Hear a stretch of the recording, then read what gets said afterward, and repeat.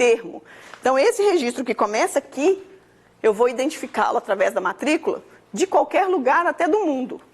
Por quê? Porque primeiro eu nesse número gigantesco eu tenho um código que me leva até a serventia. Dentro da serventia vai me falar qual que é o acervo, se houve uma anexação anterior, se não houve.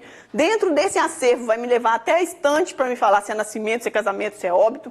Da estante ele vai me falar qual que é o ano que esse registro foi feito, aí mais ou menos eu vou saber qual que é a prateleira. E aí dentro dessa prateleira eu vou ver o número do livro, eu chego até ele. Do livro eu tenho o número da folha, eu abro o livro e tenho o número do termo.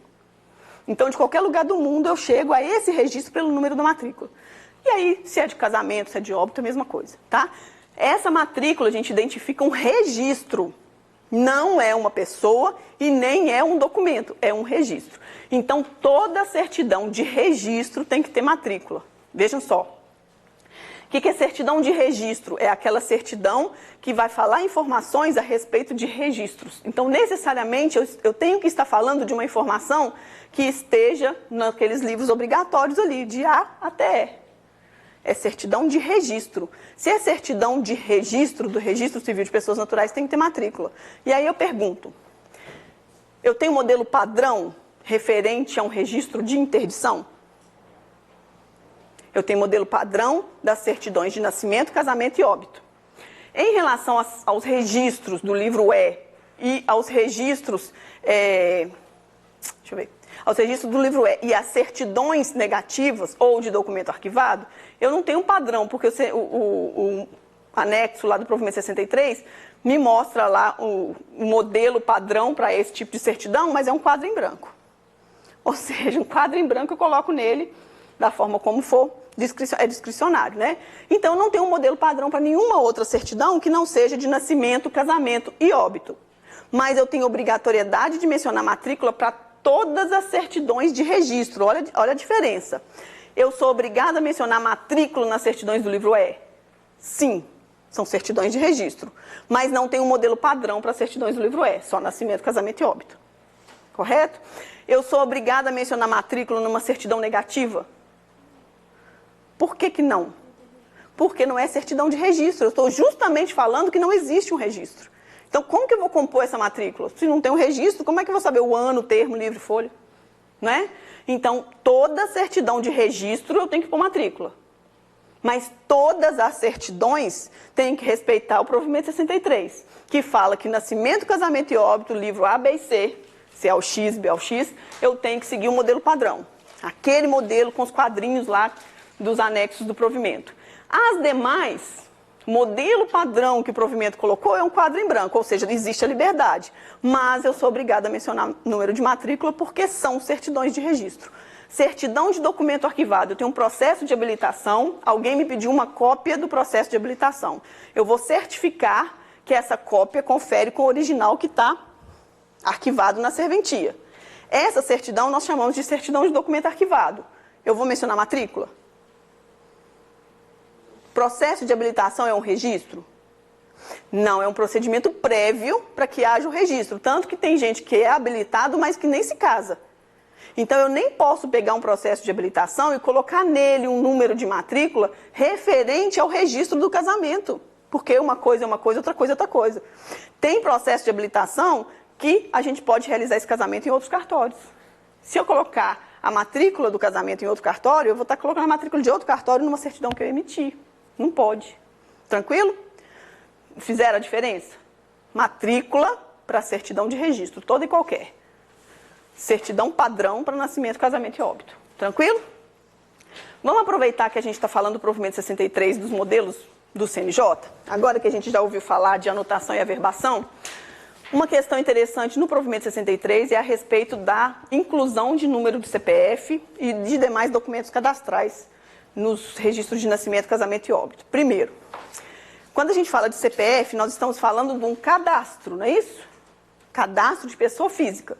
Então, necessariamente, nós estamos falando de um ato posterior ao registro de nascimento. Só é pessoa física quem tem personalidade, só tem personalidade quem nasceu e só exerce os direitos da personalidade quem registrou o nascimento. Então, antes de fazer CPF, eu tenho que ter registro de nascimento. Tranquilo? Então, eu fiz o registro de nascimento. Se agora, a partir do provimento 63, eu sou obrigada a mencionar número de CPF em todos os registros, nascimento, casamento e óbito, quando eu vou fazer o casamento e o óbito, é quase certo que essas pessoas têm número de CPF, né? Então, se não tiver, vai ter que fazer a inclusão. Mas se tem número de CPF, eu vou pegar o cadastro que já existe e vou mencionar no registro deles. Ótimo. Se é nascimento, se eu estou lavrando o registro de nascimento, essa pessoa não pode ter CPF, que se tiver, está errado. Então, o que eu vou ter que fazer para incluir e cumprir essa obrigatoriedade? Vou ter que criar um CPF para essa criança que acabou de ser registrada. Como que eu faço isso? Tem um convênio entre a Arpem Brasil e a Receita Federal. Nós acessamos o site da Receita Federal através da Arpem, da CRC, para fazer a inclusão desse CPF. A gente coloca os dados do registro e a Receita retorna o número de CPF, aquele é o CPF da criança, tá? E a gente já menciona na certidão de nascimento, no momento que faz o registro, a criança já sai com a certidão com o CPF. Então, o registrador vai vai inscrever o CPF no momento em que ele está lavrando o nascimento. Se é óbito e casamento ou outro registro qualquer que eu preciso mencionar o CPF, ele vai pegar um CPF já criado, porque ele só pode criar CPF para registro que ele acabou de nascimento que ele acabou de lavrar. Para os demais, ele não pode gerar CPF por enquanto, está mudando, mas ainda não mudou para a prova, vale a regra do 63. Para os demais, ele vai inserir um CPF pré-existente. Se a pessoa não tem CPF ou se ele está irregular, a gente consulta isso tudo na hora, vai ter que voltar lá na Receita, fazer, e aí a gente inclui por averbação no registro. Mas aí é que está. Nós vamos obstar o registro, não é obrigatório mencionar no casamento e no óbito. Nós vamos fazer que a pessoa não se case, porque é obrigatório pôr o CPF? De jeito nenhum.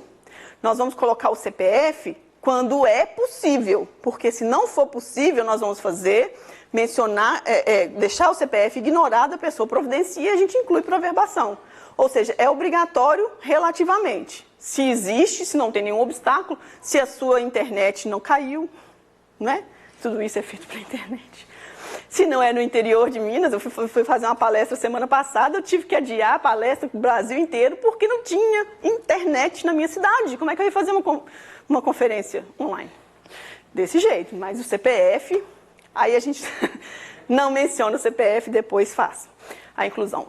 E aí, gente, mas e os registros que já foram feitos antes? Eu estou falando de registros que eu estou lavrando agora. E os registros que eu já fiz antes? Eu vou averbar. Como existe uma lei, um decreto, que fala que o registro, o CPF vai ser averbado gratuitamente no registro da pessoa, primeiro, vai ser feito por ato de averbação. Aí nós vamos imaginar, vamos tentar pensar, o que é o CPF? CPF é um cadastro que é posterior ao nascimento. Para eu incluir qualquer informação no registro, eu faço por averbação.